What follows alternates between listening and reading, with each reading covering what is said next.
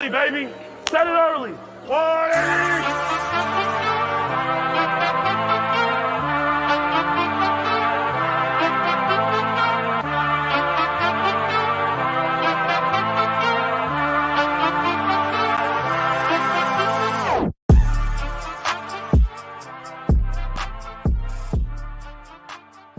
You're listening to All Chiefed Up, the best damn Kansas City Chiefs podcast in the kingdom.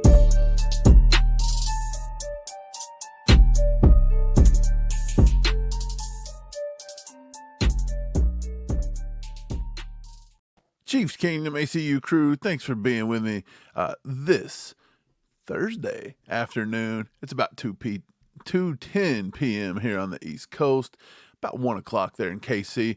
But guys, we got some news. It's been pouring in for a few days, specifically about last night. It started going through the Chiefs. Been talking about some formal interviews they've been having. So I just wanted to get on here and let you know who they've been talking with. And as I alluded to in the thumbnail, it is some tight end names that are being popping up. Chiefs Hive reports that Penn State Theo Johnson met with the Chiefs at the Combine per MLF Football. Theo Johnson is one of those guys that he's just got a ton of size. He is 6'6", 264. That is insanely big. That's pretty similar to Kobe Parkinson that's coming out from the Seattle Seahawks. He's going to be in the free agency pool. I actually liked his size. I thought that was something that the Chiefs could be looking at. But this dude, he's a great athlete, man. He's quick. He's a pretty good route runner. He's smooth out of his breaks. You know, he's just smooth. He's smooth. He's got pretty solid hands. The problem with Theo Johnson, though, what I noticed is he just doesn't have much production at Penn State. That was the thing. He just didn't have much production. It was kind of strange. Right now, estimation right around that 4th round mark. Could he slide up into the 3rd? Possibly. I don't see him getting up any higher. I don't see him getting into day 2. I don't see him being round 1, round 2. That's not going to happen. That's not what he is. But he is just a mismatch nightmare. The kid can flat out just create with his speed, and he's strong. There was a lot to like about Theo Johnson. I've not dug in on him too much, but from my early assessment, he just looks like he's quick. He can catch the ball. He has a good feel for space. He's a good athlete, and that size just sticks. It just rips right off the page. Every time I see it, it's the size. And he looks like a mismatch nightmare. But again, just 341 yards. That's kind of odd to have a playmaker that big that can create that many mismatches. And that could just be within that Franklin offense. Look, like when he was at Vanderbilt, it wasn't that high, like dynamic of an offense, to be honest, either. I don't think so. Yeah, so that was the first guy, Theo Johnson. We'll get to the other ones in just a minute. I'm going to flip off through the catch up with the chat here and see how you guys are talking about Theo. Is Theo? I'm sure you guys have heard about it. It kind of went around a little bit on X last night, but yeah. Good to see everybody here, by the way. We got Gary and Ray and Ozark. We've got Gary Holland in the chat. We've got Destiny, Douglas, Yogi, our boy Yogi. Greg Slayton's here. I haven't seen Greg in a while. K Wayne, our boy K Wayne. Hope you're being safe out there, K Wayne. But yeah, we got a lot of people here to be this early in the day. And I'm sorry it's impromptu. You can see Steve's not here. He had to trek off to work. But I just want to get on here and throw these around for you. The second guy that they interviewed, by the way, it become known that they interviewed a guy that I thought is climbing boards really fast. He is climbing boards astronomically fast because of what he did at the Senior Bowl. He was unblockable at the Senior Bowl. He was winning everywhere. He is very dynamic. This kid can play the 0 tech. He can play a 3 technique. He can play a 5. He can kick out and play a 7 or a 9 wide technique. This guy can rush from any point down the line. He is versatile. What do the Chiefs like? Versatile defensive linemen that can kick in, kick out, kick back and pass coverage if they need to. That is Darius Robinson in a nutshell. Darius Robinson from Mizzou, and this is a Mizzou Tiger. You guys are very well acquainted with him, more than likely. This dude is just a monster. He had 39 pressures, 27 defensive stops, and 8 sacks this past season with Missouri. 6'5", 296. He's not the thickest guy. He's not the twitchiest athlete you've ever seen in your life. But he's got some instinct. He's got some intangible instinct. There's been actual people say that they comped him to Desmond Bryant, says Lance Zerline of NFL.com. He says right out of the gate, Robinson's physical attributes should give him a potential advantage in head-to-head matchups. And look, you see that all the time.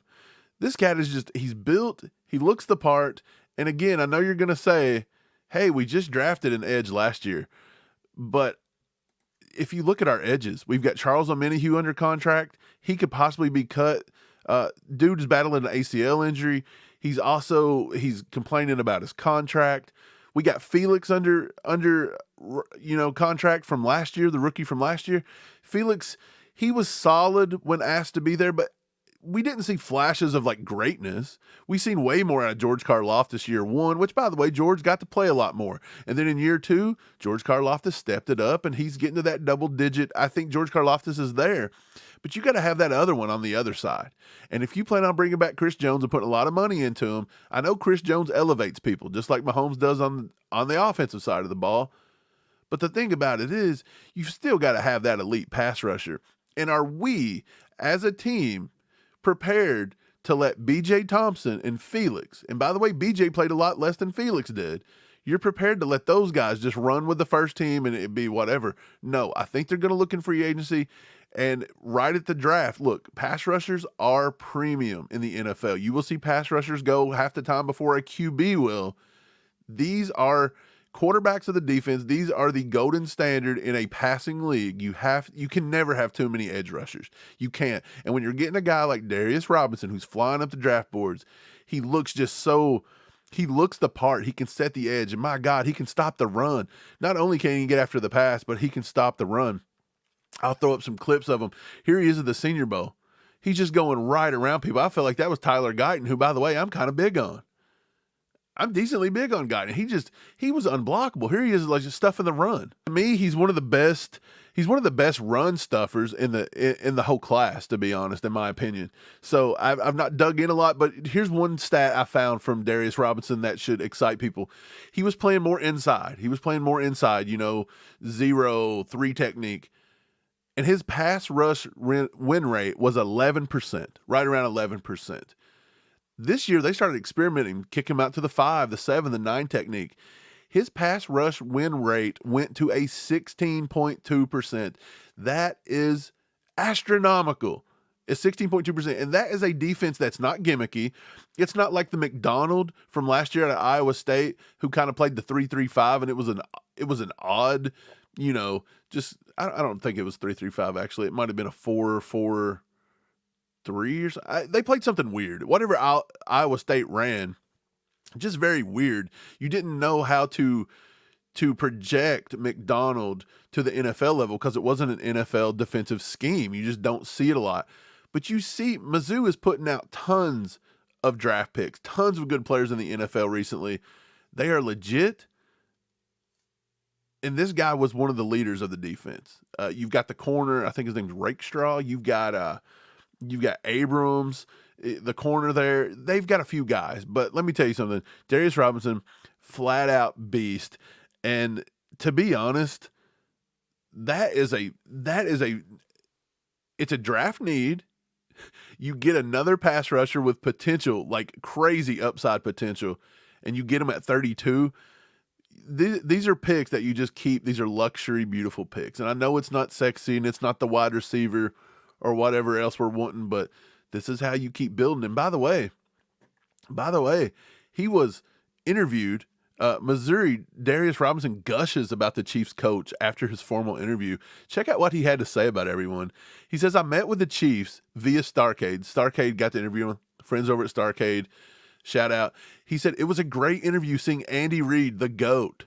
Spags, the GOAT. The D-line coach, Joe Cullen, the GOAT.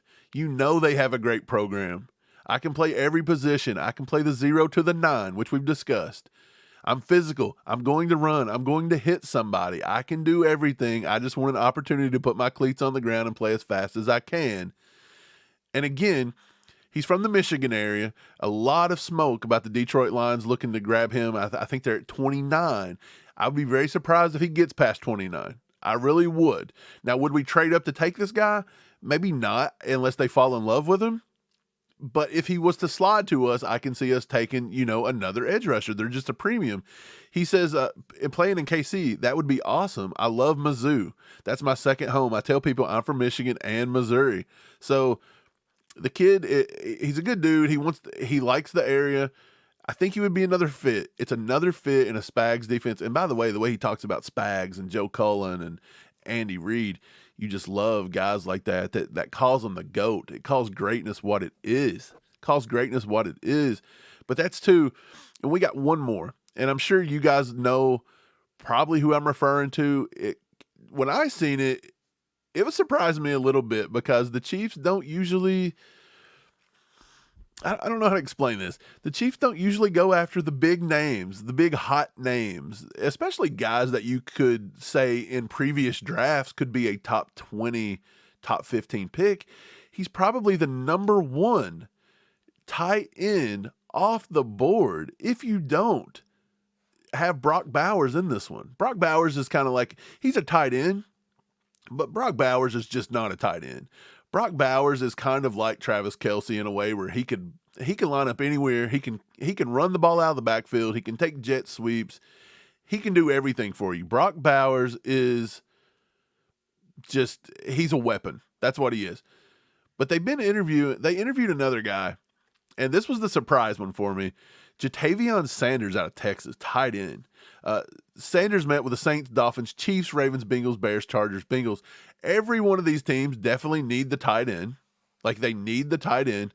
The Ravens, they pair him with Mark Andrews. Good grief. The Bengals, I don't want to see him in the Bengals. I don't want to see him there. I don't want to see him with the Chargers. I don't know why the Bengals got to be on the list twice. That's scaring me that they're there twice. That means they're either cheating the system or this guy's really horned up about getting them to the Bengals, and I'm not having that. I don't want it. So would the Bengals be happy? Yes, they are trying to sell their soul to get Brock Bowers. But Jatavion Sanders, he's nasty. This cat is nasty. Jatavion Sanders is a complete monster. He's 6'4", 243. So he's a little slimmer. He's a little slimmer than I think Theo was. I think Theo was 264 coming out of Penn State, but he's 243. Jatavion Sanders, I mean, look at him. He's in the mold of the classic tight ends that the Chiefs started ushering in with Tony G. This kid was a great basketball player in high school. He was back-to-back. Not back-to-back champs like the Chiefs, but he was back-to-back first-team All-Big 12. He's a freak athlete. He's got legit speed. He's got legit field speed. Like, when he's on the field, he's there. He runs pretty crisp routes to be that. He'll kind of get a little lazy at the top of his route sometimes and cut him off a little shorter, this or that, because he's just so physically imposing to certain teams and he's so quick.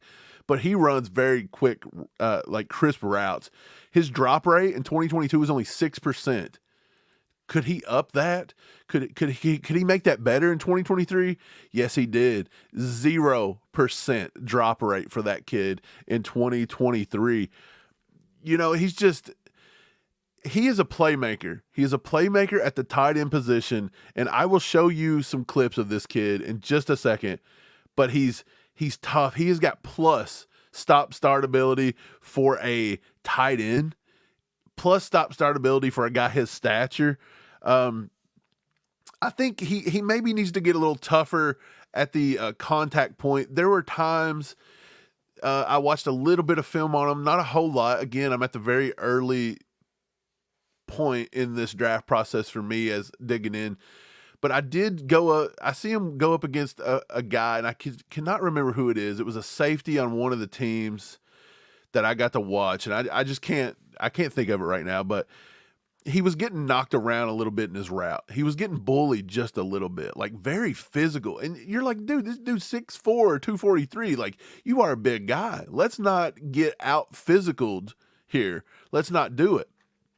But other than that, I mean, those are things he's going to learn within his, in weird positions. He gets his feet down.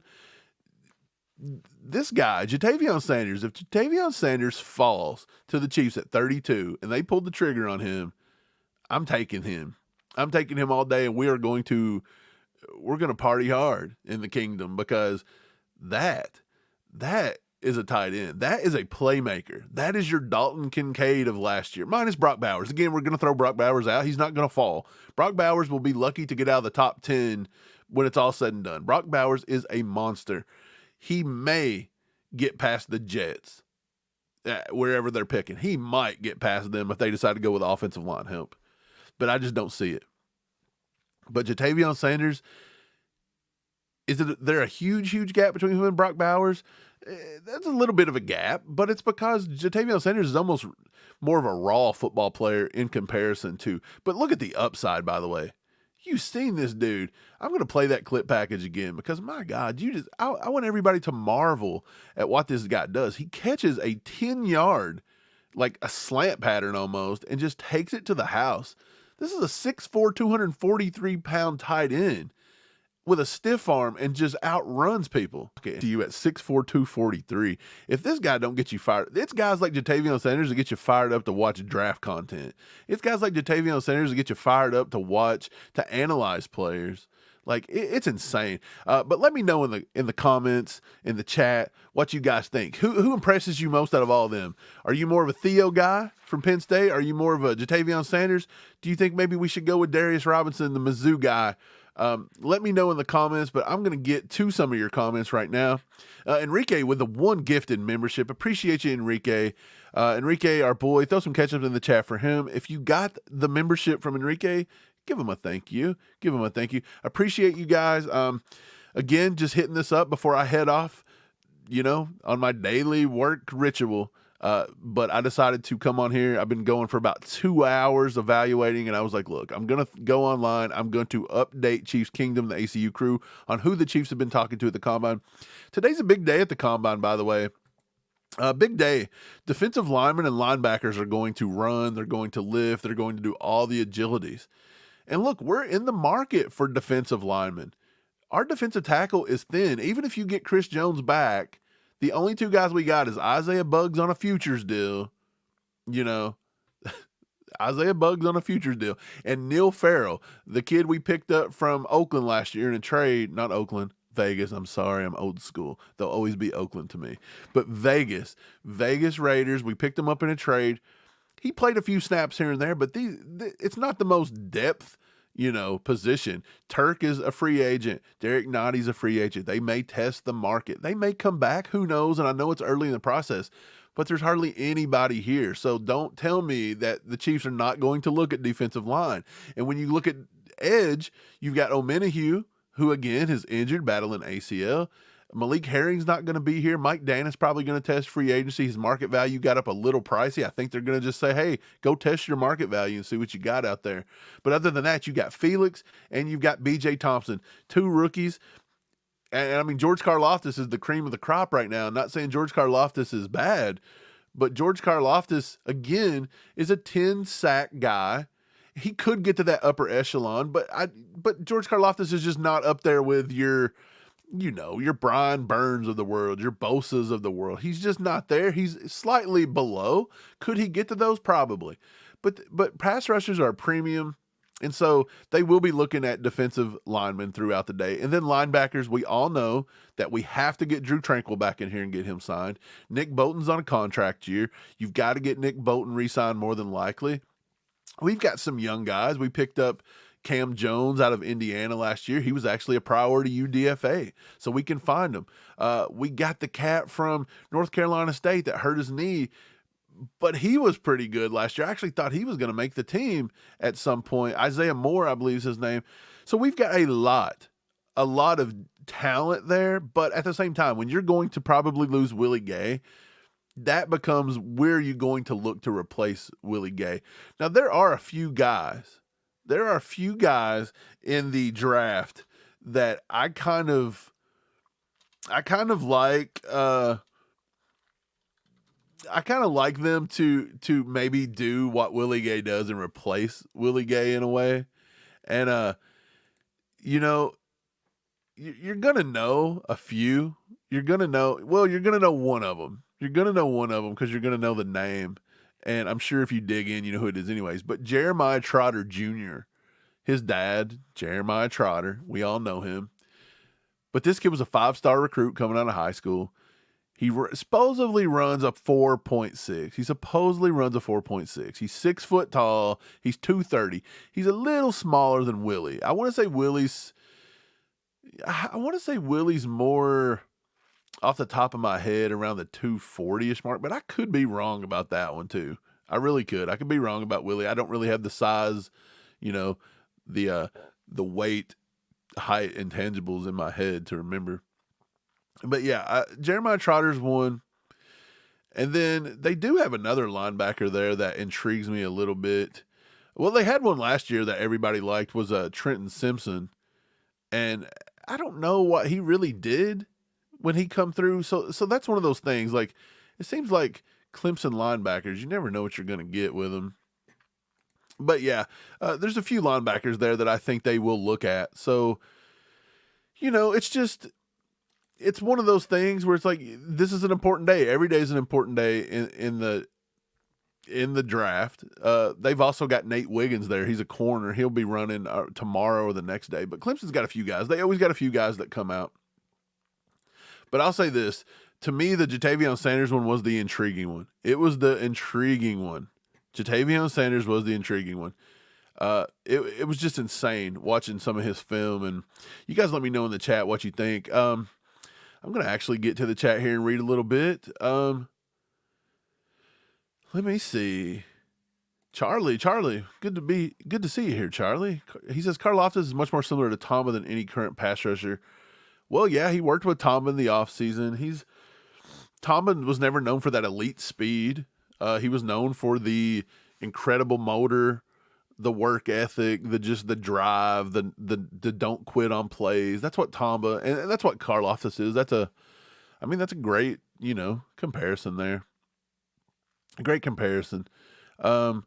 Let's see. Let's get on that. Ray says, I want Tranquil back big time. I think Chiefs Kingdom wants Tranquil back 100%.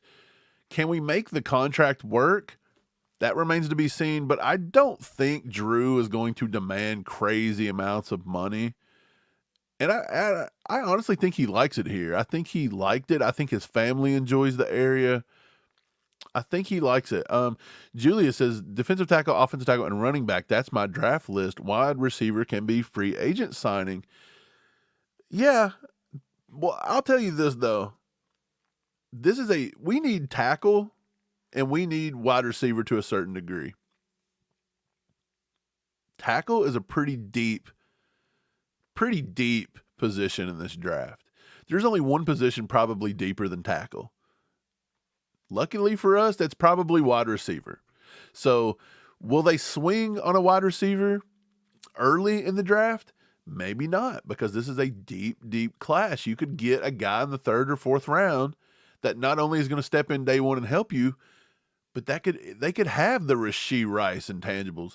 They could have the production that can get you to a wide receiver 2, or maybe even, hit that wide receiver 1. They could hit that wide receiver 1 mark at some point. You never know what you're going to find.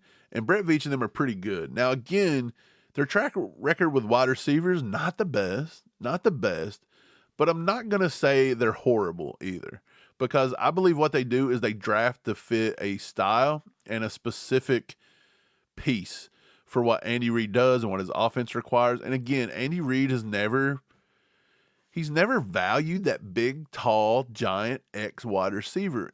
But that's the way the receiving game's going these days. Every year, every draft, you see the guys at the top of the board, the Marvin Harrisons, the Malik Neighbors. These are all guys that are above 6 foot. Some of them are carrying 220 pounds in the case of Keon Coleman and just big guys. A.D. Mitchell out of Texas. Brian, I forget, Brian Thomas out of LSU. All of these dudes are carrying decent amounts of weight, and they're tall, and they're just big, imposing wide receivers. And the Chiefs just always tend to go for the little guys, the Xavier Worthies of the draft, this and that. But our time's changing in KC. We're seeing that Andy's starting to adjust. We seen him not take a fullback last year. We seen him take more wide receivers than he typically takes. We seen him lean into the run game more. We seen him rely on the defense more. I feel like Andy's starting to evolve just a little bit. And I don't know where that goes. Will that mean maybe they start looking at the big wide receiver? They've tried. They've tried to bring in a couple big guys, from Kelvin Benjamin to the pot smoking hippie that didn't really pan out for us. But I tell you, they've tried. And we'll see, because Justin Ross is a bigger guy. He's not like ginormous, but he's a bigger guy than what we're used to. And again, they had trouble. MVS was a pretty big guy. He was a little lanky for his size. But I will say they may need to replace what MVS did. I'll say MVS, he wasn't truly just an X, but I'll say that he was that body frame. Do they look to the draft to maybe fill him in? Again, Brian Thomas from LSU would be a heck of a pick if he was to fall down that late. You got Tez Walker, who's now probably getting into the second round. Maybe it fell back into the third, unless he proves that his hands got a little bit better, because he's had a little trouble. But he can catch the ball and he can create plays. They're just players all over the place. I've got a few that I'm working on. We all know that I was a big Puka Nacua guy, but I've got a few. We've got Jerry Rice's son in this draft coming out of USC. I mean, you've got a legend son just right there for the taking. If you don't think that kid knows how to win and you don't want Jerry Rice around this organization, you're crazy. I believe that kid would come out and be great. You got a McCaffrey. We got another McCaffrey, Christian McCaffrey's brother, Ed McCaffrey's son, who converted over. Luke McCaffrey's in this draft. He's like 6'1", 210. That kid can flat out play the receiver position, and I think he's probably going to be a 3rd through 5th round pick. So much deep. So many deep wide receivers here. So I'm super excited. Super excited. To be fair, Xavier Worthy is also 6'4". Xavier Worthy is not even 6'4" with his hands in the air. Brian Parrott says all chiefed up rules. Brian, I appreciate you being here. Brian, you're at work? I think I seen you at work. I caught a glance of it. I hope that you're having a good day, brother. Jerome says, "Hey Mike, I wonder if they really look at smart and can play multiple positions as higher priority." Yes, 1,000% when it comes to Spags and that defensive line. Why do you think we were one of the only guys that took the shot on Charles Omenihu? Again, he had the offseason problems, but Omenihu wasn't creating excitement throughout the free agency list. We signed him a little later in the free agency, period. And the thing about it was we seen some of what he could do, and we liked the fact that he could go defensive tackle, kick out the defensive end, and create, and we took a chance on him, and it worked out pretty well. Again, you had to eat that 6-game suspension. I still don't know why he's just on here just crying around about that contract. It just seems so weird to be doing that after an ACL injury and a team picks you up and gets you a Super Bowl. It's just weird. I'm not saying he's a bad dude, but it just feels weird and strange to me. I don't understand it, but the Chiefs could cut him. But yes, I don't want to comp Darius Robinson to Charles Omenihu. I don't think they're that at all. But Darius Robinson could definitely get to the level of Omenihu. I think Omenihu type player is Darius Robinson, not necessarily his floor, because I don't want to say, like, if you say Charles Omenihu's his floor, then you're pretty much saying Darius Robinson's going to be a flat out beast in the NFL. And I don't know if he's going to be a flat out beast in the NFL, but I do know he will be serviceable. He will do just as good or better than I believe Felix Anudike could do. And I honestly believe his floor is a little higher than Felix Anudike's own, because I think Felix had that good pass rush arsenal. He really did.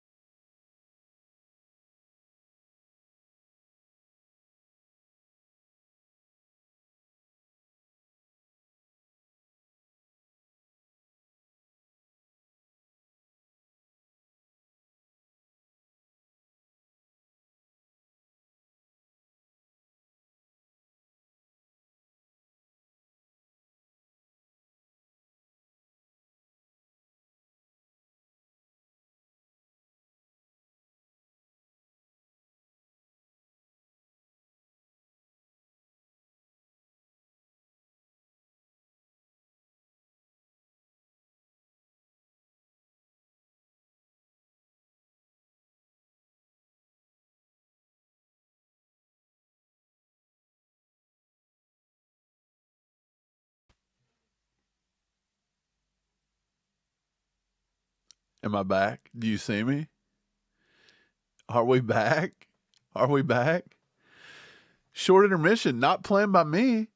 Not planned by me. My entire town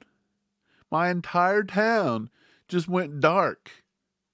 The entire town went dark. Lost power. The entire town loses power. How ridiculous that we live in the year 2024 and the freaking town can't even do power, baby. Like, let's go. Like, I don't even know what's going on right now. But I'll say this. I don't even know where I was at. So let's just get back to the comments. Now I'm going to have to edit that out. So that way it doesn't look like I got attacked in a zombie apocalypse or something. You know? How ridiculous. How ridiculous. 127 of you stuck with me for that 10 minutes. You were probably biting your nails being like, what the heck just happened here? Did Mike get nuked? Did something happen? Did something happen? The entire town lost power. Are you kidding me? I go out on my front porch. It's a beautiful sunny day out here. And I'm like, what's going on? We got the power grid from the freaking Oregon Trail out here, apparently. Like, what's going on? What's going on? I'm screaming at the neighbor. I'm like, what is going on? Are you watching my live? Like, did I kick off? What happened? Did they end it? No, it just puts a blank screen up for an hour and a half and lets you guys just sit here and look at it like this guy just vanished. Y'all thought the rapture happened out here. I bet Brian Parrott was scared to death. You know, baby, I'm going to tell you something. Let's get back to the draft, shall we? Before I was getting ready to get off here, Cole had threw me a 5-bomb. I was just getting ready to click it, and I was like, did Cole throw me a 5-bomb and say, may God bless you? But was that a trick, you know, like one of those things you click on and then a virus takes over your computer and shuts you off? I thought Cole was pranking me. I thought he said, here, $5, may God bless you. Then I click it, boom, gone. Out of here. 100% probably Cole. I'm blaming him to this forever. He's getting blamed for that power outage. Thanks, Cole. The power of Cole has thrown me $5 in a power outage. I appreciate you, Cole. Give Cole a little bit of a, give him a catch up. Give him a catch up for the hexing that he threw upon me. Yeah, it's crazy. Ray Ray said, congrats on 25K. Have we hit 25K, Ray Ray? I haven't even been paying attention. I know we were very close. 25,011 is where we're sitting at right now. What in the world? I guess Saturday is going to be a 25K party / NFL Combine party. So we're going to talk about everything that's happening in the Combine and stuff. I don't even remember where I was, by the way. Like, I thought that the world had ended. My entire room went dark. My lighting went dark. My computer went dark. My chief sign, can you see it in the back? My all chiefed up sign, baby. It went dark. I was sitting in here and I was like, where am I right now? What just happened? Am I alive? Am I here? I was saying, am I here? I was here. And then I went outside and yelled. Okay. Just went outside and yelled. That's all I can do. Just go outside and yell and be like, I cannot wait till they upgrade the power grid to the 20th century or whatever century we're in right now. I don't even know. Don't even care, by the way.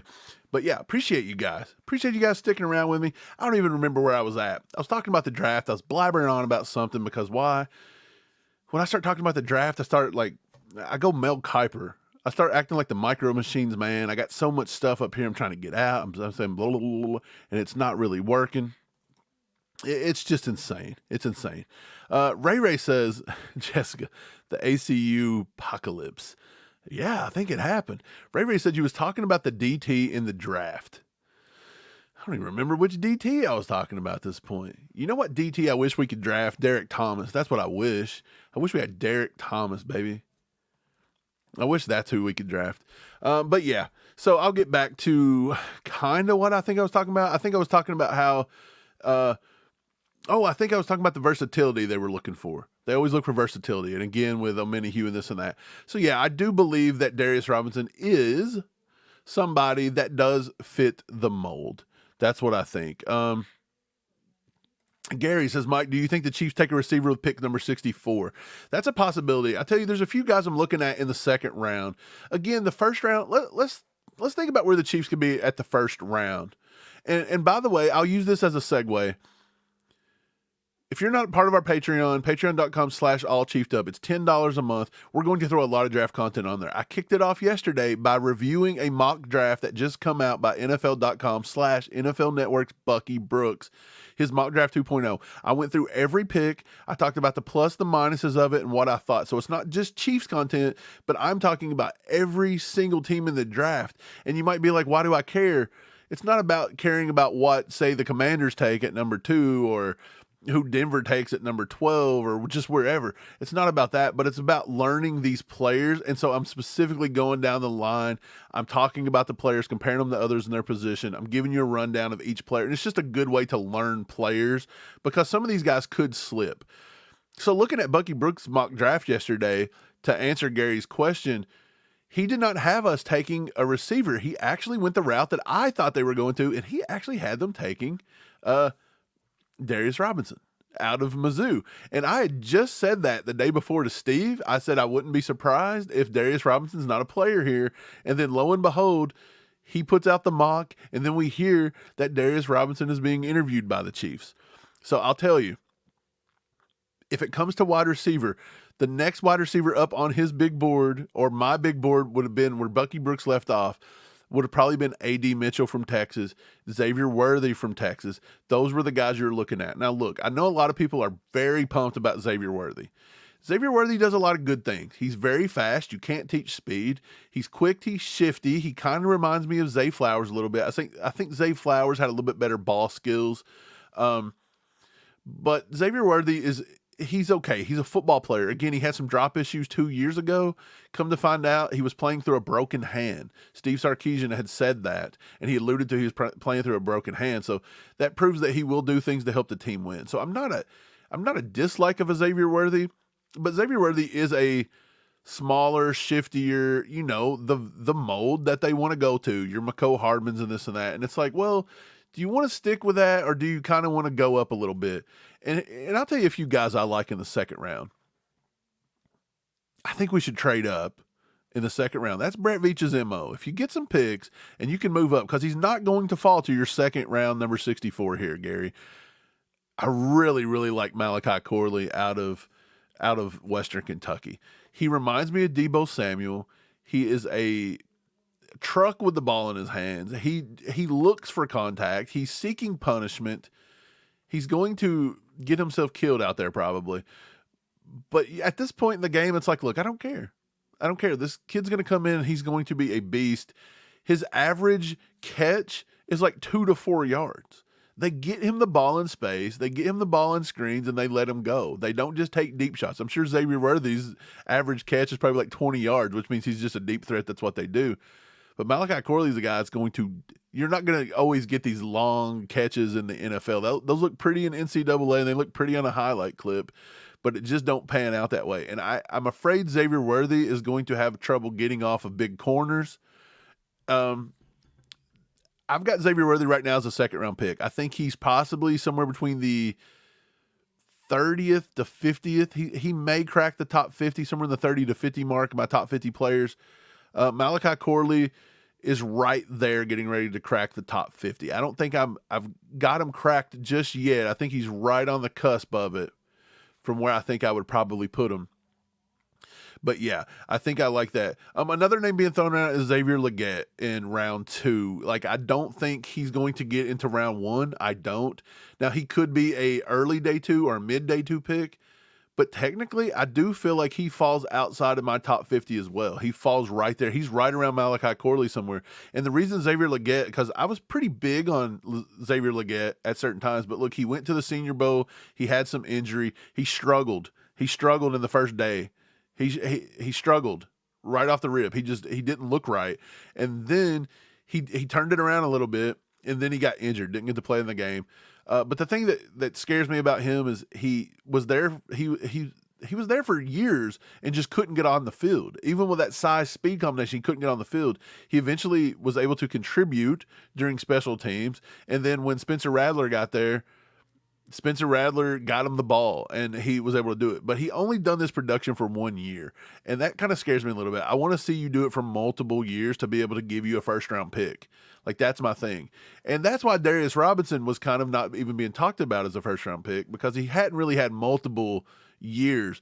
But when you stack the season onto the Senior Bowl, onto the Combine, I can see him gaining steam and getting into the first round because, again, I still think, well, I know defensive end edge prospects are more valuable than wide receivers for the majority of the way it goes. And this wide receiver class is deep. So I would set in the second round, maybe look at Xavier Legette, maybe look at Malachi Corley. There's a kid out of Florida I absolutely love, Ricky Purcell. I absolutely love the way that kid plays football. His routes are so smooth. He could be my Puka Nacua still of the draft. I'm not sold 100% yet. I haven't got to do all of my stuff yet, but right now he might be the front runner to be my wide receiver still. But we'll see. So appreciate the question, Gary. Appreciate the question. Julia says, hey, we're back. We're back. And by the way, if that happens again, guys, I'm ending the stream. I'm just letting you know I'm ending the stream. I will not come back. I can't. I actually only have about 20 more minutes I can spend on here, and then I got to hit the bricks. I got a chiropractor appointment. Yes, this cat has to go to the chiropractor. Pops put the curse on me with the back pain. But yeah, chiropractor appointment, and then I got to head off to my job. I may see if Steve wants to jump on tonight and talk to you guys a little bit. Maybe he can jump back on here and talk a little draft, tell you some of the stuff he likes. Now, I won't promise you, because Steve has a chaotic life, believe me.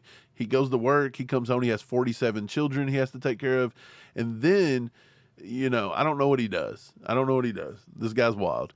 But, yeah, if you guys have any questions or anything, throw them in the chat. Any players, if I've reviewed them, I'll let you know what I think about them. Anybody you think might fit the Chiefs, let me know. I'll talk about it. I probably got about 15 more minutes. I'll stay on here with you guys. I appreciate all the donos. I appreciate all the memberships gifted out. I appreciate you guys being here. If you guys haven't yet, hit that like button for me. I'm going to have to go back and edit that weird creepy space out, or should I leave it? I think it'd be funny just to leave it so that will always be documented that I survived an apocalypse. I think I'll leave it because I survived the apocalypse, and I'll just leave that in there because why not? We don't care. But I appreciate you guys being here. Appreciate it. Hit that like button. If you haven't already, sub. We're at 25,011. If you haven't hit the Patreon, patreon.com/allchieftUp. Again, I'm reviewing Bucky Brooks mock draft. We're going through that. I'm putting out a lot of stuff. I was actually going to do more Patreon stuff today, and I was like, look, I did Patreon yesterday. It's going up today. Today, I'll jump on to a quick live, and we'll run down a few of the Chiefs targets, some of their interviews, and let you guys see some clips. Again, let's run back through the clips just really quickly to recap if you're just now joining us. The Chiefs have met with Theo Johnson. Big kid. He's like 6'4". No, he's 6'6", 264 out of Penn State. He does everything. Great athlete. He's quick. He's smooth out of his breaks. He does things right, but the problem is he has no production. 341 yards. Now, I will say 7 touchdowns. That's a lot of production, which means he is a red zone threat. See where it goes. Brent says Jalen Polk is falling in the second from what I've seen. Jalen Polk out of Washington. He has a little bit of an injury kind of thing. He was supposed to take a lot of heat off of, Rome Odunze, who, by the way, Rome Odunze, in my opinion, is not as far off as that top 2 as you think. Marvin Harrison Jr. gets a lot of buzz. But I don't think he's like head and shoulders above Malik Neighbors, and I don't think they're head and shoulders above Rome Odunze. Rome Odunze could be number 1 on my board. But just the physical and the fact, like I said, Jalen Polk, he done his job. He can do there. He's not super flashy. He's just serviceable. So, yeah, is he a game changer at the wide receiver position? I don't think so. I put him, I would say second round pick. I'm looking second. Now, it could be, depending on how he runs and this and that, I could say early second. But I feel like, I don't know if Jalen Polk's breaking my top 50, to be honest. I just don't know. Zen Charlie said, what's your thoughts on Braden Fisk? Braden Fisk is not a guy I've got to watch so much of so far because I've not got to dig in on a lot of defensive tackles. But I will say at Florida State, they had a good defense, and I think he helped Jared Verse. Jared Verse helped him. And again, I don't know if Jared Verse is going to be a top 15, top 20 pick. He kind of reminds me of the other kid that come out of Florida State a few years ago when George Karlaftis did, and he kept being talked about as a top 10. He just kept falling and falling and falling. And so he reminds me kind of that. But I will say, from what I've seen, he's got a pretty good bull rush, and he's got a good motor. He'll use a swim move every once in a while. He's pretty talented, and I think his first step is above average. So I'm not opposed to Braden Fisk. Now, I'm not for sure what his sizes are. Let me look online and see if I can find his size. It says he's measuring out at 6'3" at about 295. Now, to be honest, that's a little small. The Chiefs do love to go, like, so if you're going Derek Nottie, Mike Pennell, again, these are the run stuffers. I get it. But and then we even drafted, the kid out of Texas last year, Keandre Coburn. These were all more like zero techs, and they were like 320, 330, 340, somewhere in that range. So between 320 and 340. So he's not really that, but there are a few smaller guys. You've seen Kalijah Cansey come out last year and was disruptive.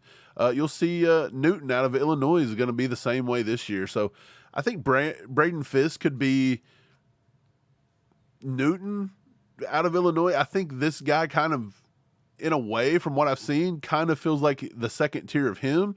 So, yeah, I can see second round, early third, somewhere in that one. We'll have to see. Everybody's they're still talking about Cole in the chat, like interrupting my stuff, man. Yeah, I just blame Cole. I blame Cole. Your real says Blake Fisher, Dominic Pooney. Pooney from Kansas is the one that I've started to watch. I've not started to watch Blake Fisher yet, but I've started to watch Dominic Pooney. And that kid is a Swiss Army knife up and down. He could play center, he could play guard, he can play tackle each side. I think he would struggle at left more than right, because I don't think he's like exceptional footwork, but I think he's pretty good. And so Pooney is definitely a second round pick in my eyes right now. I just think he does a lot of what the Chiefs would maybe need. And the fact that we could lose Allegretti, the fact that Trey Smith's in a contract year, the fact that we did lose Kennard. So you do have Caliendo there, but you can't ask Caliendo to just do everything. So, you may not bring back Donovan Smith. You might need a guy that can get up and down the line. And Dominic Pooney could do it. And he played at Kansas. And, a lot of people's probably like, hey, Kansas, baby, let's go Jayhawks, So it's just one of those. Tony C says, just trade up in the first to take Bowers to replace Kelsey. Would love to see it. I think anybody would love to see it. The problem is to get Bowers, you're going to have to get into the top 10 to 12. You when it's all said and done, he's going top 10 or 12.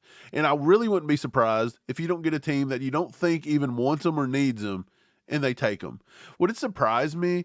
Okay, for example, the Titans. I think they pick around 6, 7, somewhere in that range. Would it surprise you if the Titans just took him to pair him up and give Will Levis a pass catcher? Because again, he's not just a tight end. He is a pass catcher. He is a weapon. He's a weapon. They need a wide receiver. They need offensive tackle, offensive line help. But they could take him because he is that guy. I just don't know if the Chiefs have enough to get up there. And then if you do, you don't have another draft. You don't have any more picks probably. Decanio 9. Am I pronouncing it right? Is it Decanio? I don't know. I'm crazy. The apocalypse survival kind of got to me a little bit. But he says, if Troy Franklin or Thomas Jr. still on the board at 32, who are you taking? This, to me, is easy. I know a lot of people are wanting Troy Franklin. I'm not sold on Troy Franklin just yet. Now, he does offer a lot of good, but he comes with a lot of like iffy, in my opinion. I don't think his hands are the best. Thomas Jr., by the way, out of LSU, if he gets to 32, I think you should sprint to the podium to pick him. And again, if you do have other players on the board like Jatavion Sanders and stuff, you do have to look at them in that range. But I think Thomas Jr. Should be drafted 10, 15, 20 spots higher than Tony Franklin. Or Troy Franklin, I don't know why I call him Tony. But at the same time, you never know what you're going to get. You've seen the Patriots come up and take a kid last year that wasn't supposed to have went as high as he was in the second round, and they grabbed him. And so you just never know how teams are going to value certain players. But to me, Thomas Jr. is elite. That speed is elite. I want to say he caught 17 freaking touchdowns last year. If you get him, you give him 1 inch by a corner, he will outrun everybody on the field. He tracks the deep ball exceptionally well. He is huge. He needs to be coached up, and that is going to make Connor Embry have to work, because I know Chiefs Kingdom have Connor Embry on the hot seat. But look, he helped develop Rashee Rice. So I don't know, unless you say he didn't, and then in that case, why is he here? Who knows? But I take LSU's Thomas Jr. over Troy Franklin every day of the week. Every day of the week on pure upside, and just the fact. What's your question? I'm taking Thomas Jr. Let me see. Mike, what's up, Mike? He says, I live in northern Indiana. It's all Bears fans. Glad to have joined the ACU crew instead of the haters. Heck yeah, baby. Glad to see you here. Glad to see you here. Nikki says, Jatavion looks slim for a tight end. Sure, I didn't spell his name right. He's 240. Let me check my notes. 243. So, I mean, is that slim? I don't know. What's Travis Kelce when he was drafted? Let me go look at Travis Kelce's draft profile just to see what his measurables were. This is a fun exercise to go back and watch and look at how people estimated Travis Kelce.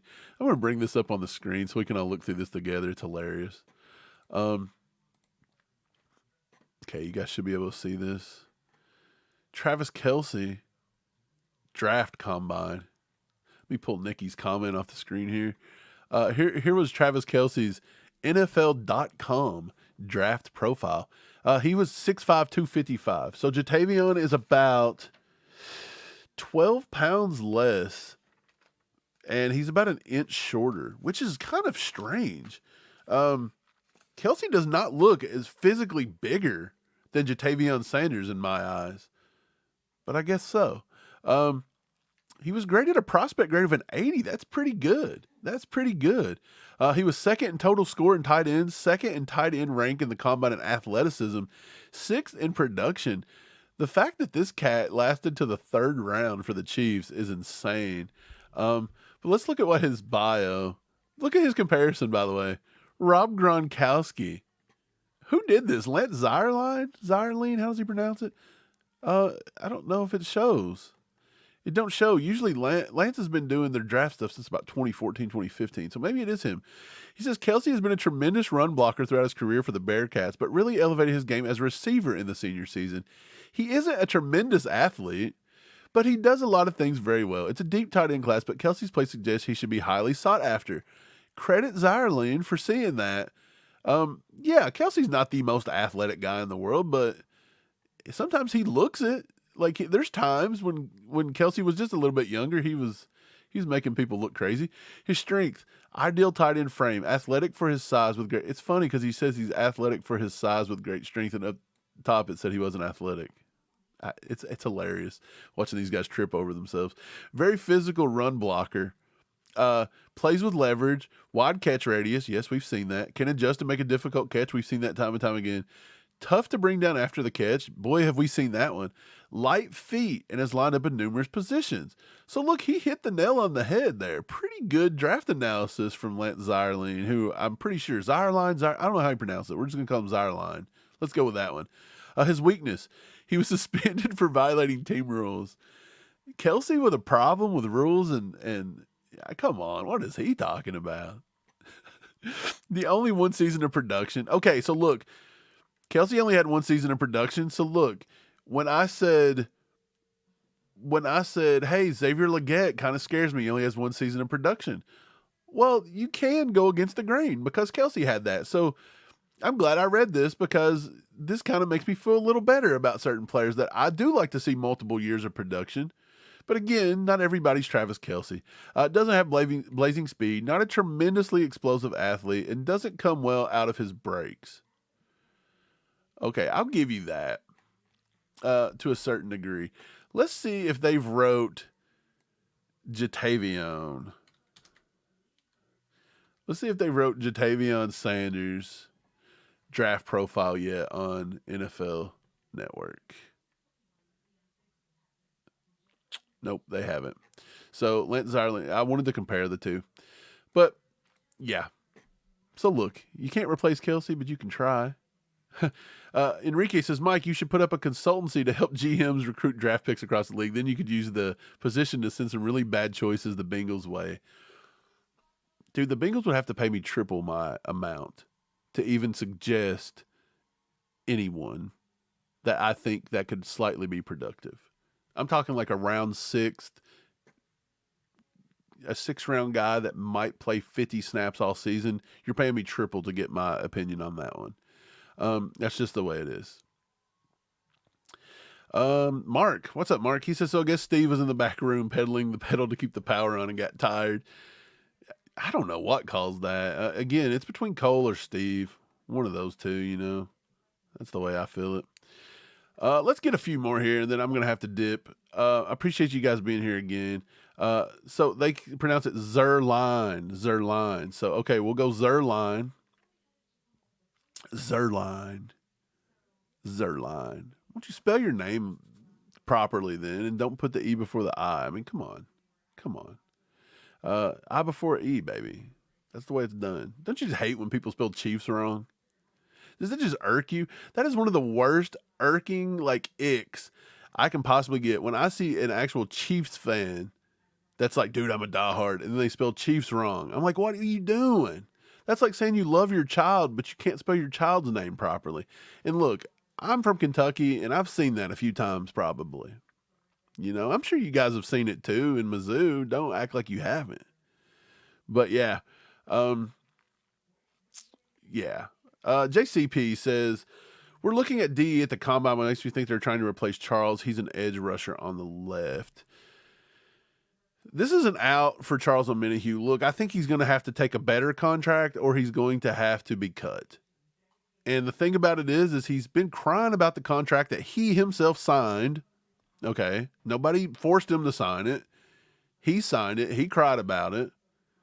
Did he play better than the contract? Probably so, but we had to eat a 6-game suspension. And so he's probably going to miss a lot of time this year. I think you cut ties with Charles Omenihu and you save some cap and you just look to the draft or something again. I'm right there with you. I just don't. But yeah, Brando says, how about those cheese? What's funny is when you get YouTube to do the closed captioning, when you say Chiefs, Kansas City Chiefs, Chiefs, you'll say it fast. And boy, if you don't like pause on the F, Chiefs, if you don't hit the f, dude, they will write cheese every single time. So when we say, why does YouTube not throw out our video very well? More than likely, we're huge in the cheese community. We're probably awesome up in, I bet Packers fans are so tired of hearing about us. They're like, why do all chiefed up keep getting up here in our stuff, talking about the Chiefs all the time? It's because it thinks we're saying cheese. Like, we hit cheese so much. It's insane. I get so tired of it. One time I tried to attempt to go back in and recorrect those. I changed the word cheese to Chiefs probably 47 times in about 4.5 minutes. And dude, don't get it. Don't get it. Nikki said you should spell your name Williams. I do. So what do you think about that?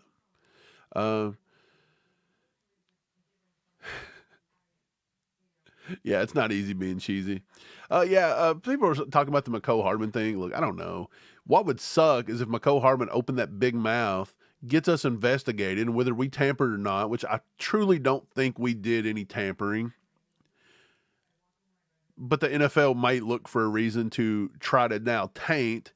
So if they taint our dynasty and then we get thrown into, because the world's going to say, oh, they cheated. And then they'll throw us into the Patriots cheating scandal. And here we go. Every time there's a dynasty, it's because they cheated. If you think tampering, even if you say tampering, if you think tampering with McCole Hardman was the end all be all, you're out of your freaking mind. B, shut up. That's all there is to it. But if McCole was to get us investigated and get a freaking draft pick taken away or something, I'm going to be livid. This cat has done 2 or 3 solid things in KC, and the rest of the time he's just been that guy that I just don't know. I just don't know what to think about him, man. I don't know. Karth says, I agree 100%. It's weird for O'Menahue to complain about his contract and his position, but I don't think we can replace him for what we'd have left after the dead cap. I'm not for sure, but you got to look at it. How much is he going to play? He got that ACL way late in the season. Sometimes it takes a year, especially big guys that have a lot of weight, twitchy athletes that have to there's a lot of lower body force that defensive linemen stuff will actually put on their legs, maybe more so than even receivers cutting in certain things, because you sometimes got big guys just weighing on you as well. So I don't know. I don't know what the timetable would be on it, but what if he misses 8 more games? Like, are we tired of paying this guy what we are paying him for just half of a season? I don't know. Julia says, give Stella a hug for me and have a great day. Thanks, Julia. Stella gave me a scare right before we went online. She was outside taking a leak, and she disappeared. I had to drive around the neighborhood, make sure she didn't get out of the fence. And I drove everywhere for literally like 15 minutes. No signs. And no signs of her in the backyard, even though my camera out back showed her for a split second and then just shut itself off. So it didn't do its job. That thing's going in the trash. But by the way, I went out back looking for her forever. She wouldn't answer. She wouldn't do nothing. And then randomly, after I get home, she just walks to the back door. So she was just out back hiding somewhere and not answering me. So that dog's going to now hold its pee to the end of time because she's losing outdoor privileges unless I'm watching her like a hawk. But yeah, that dog is on my poop list today. Okay. Chiefs 2 Inky says, how many years do you think Kelsey has left? I can see 3. I don't know if he's going to be super, super productive for all 3 or if he kind of hits a decline. Definitely it'll be a decline over what we think Kelsey should produce. Like, he's not going to be like peak Kelsey for 3 more years, I don't think. Now, he could surprise us all, but I really do think Kelsey's got a long line of injuries. I think he probably wakes up every day sore and tired, and his body's been through it, man. He's been through it. Yeah. He says he's projected to miss most of this season, so what's the point of keeping him? That's kind of what I think. I don't know. It's not for me to decide. Again, I'm not one of those people that don't try to act like, or I'm not one of those people that don't try to predict what Brett Veach may do or look at draft picks and say we should take this or who we should sign a free agency. I'm not that guy, because there are those people who's like, well, in Veach we trust. Like, who cares? Like, why are we even talking about this? Just let Veach work. I trust Veach. And it's like, okay, that's cool, but that's taking the fun out of the offseason. But at the same time, I do trust what Veach does. So it's not anything that I'm not like not trusting what Veach does. So even if he takes players I don't particularly love in the draft, it's like, I'm going to give them a chance and see what they got. And more than likely, you've probably seen something better than I did. You're the ones getting paid for it. I'm not getting paid to scout, although I should be, says Enrique. But yeah. That's Chief Kelsey says McCole can talk to any Chiefs, including Veach, on the field before or after the game, as long as no phone calls or texts were made. He's claiming that he was in contact though, and I think he actually let it slip that he texted both of them. Which, to be honest, I don't even know what that has to do with anything. In my opinion, like, just because you're not on that team, you're not allowed to have them as friends. You're not allowed to speak to either of them. That sounds ludicrous. And then even if you're like, hey man, I'm not getting playing time over here, man. I wish I wouldn't have left. I wish you guys would have signed me. I wish you guys would come trade for me, this and that. Those are still just words at the end of the day. You can have hopes. I could, I don't think necessarily it's tampering.